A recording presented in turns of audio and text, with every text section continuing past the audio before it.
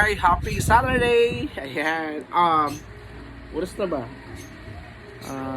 Siguro 2 p.m. So ito na yung first meal ko ngayong araw.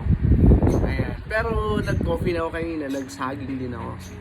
So ito yun, egg, 3 pirasong itlog, tsaka sabaw, sinigang, marami yung okra. Maganda kasi ang okra. Ayan. Yun ang pagkain ko ngayon. Ayan. Walang rice. Marami nagtatanong sa akin. Dami nagtatanong sa akin talaga. Kung kaya ba daw nila. Sabi ko, kaya niyo yan. Basta may dahilan kayo bakit kayo mag-low carb. Bakit nga ba kayo nagda-diet? Diba?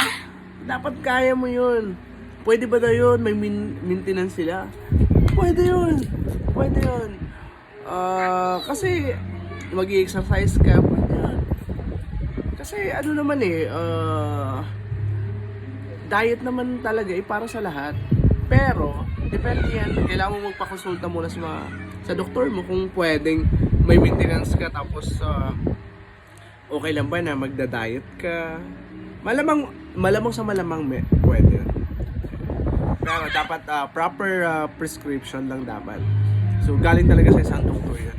Ako kasi, ito yung sa akin sa akin lang. Hindi ko ina-encourage yung iba na ganun din ang gagawin nyo na ginagawa ko. Iba yung sa akin. Ayan.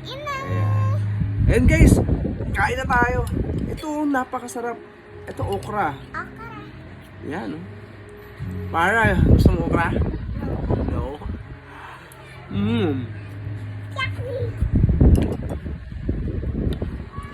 Sarap. Okra, saan din ba kumakain nito? Talaga, okay.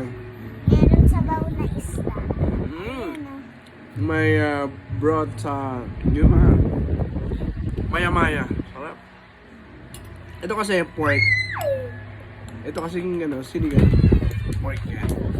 Pwede ito dun sa mga wait lang. Pwede ito sa mga nagda-diet Pwede yan. Dito tayo kumukuha ng lakas, mga protein, ayan, sa karne, tsaka sa itlog. Ayan, ayan, go. Okay, bye!